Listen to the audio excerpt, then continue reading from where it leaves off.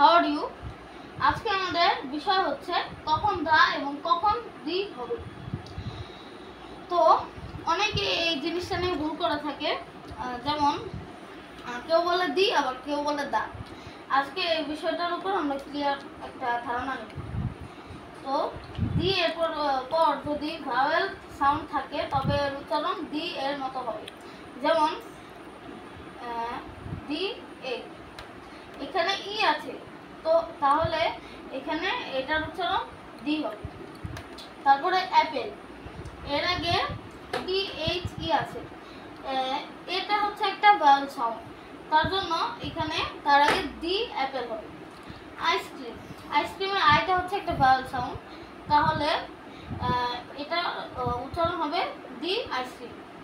তারপরে দি এর পর যদি কনসোনেন্ট সাউন্ড থাকে তবে এর উচ্চারণ দা এর মতো হবে।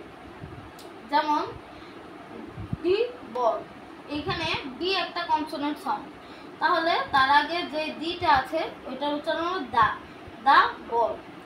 তারপরে দি পেন, পেনের পিটা হচ্ছে একটা কনসোনেন্ট সাউন্ড, তো এখানে যে দিটা আছে এটার উচ্চারণ হবে দা, তাহলে টোটাল হচ্ছে দা পেন। তারপরে বুক, বুকের বিটা হচ্ছে একটা কনসোনেন্ট সাউন্ড, তাহলে তার আগে যে দিটা আছে তাহলে ওই দিটার উচ্চারণ হবে দা বুক। তো আজকে এখানেই রাখছি। ভিডিওটা ভালো লাগলে অবশ্যই সাবস্ক্রাইব করে দিবেন।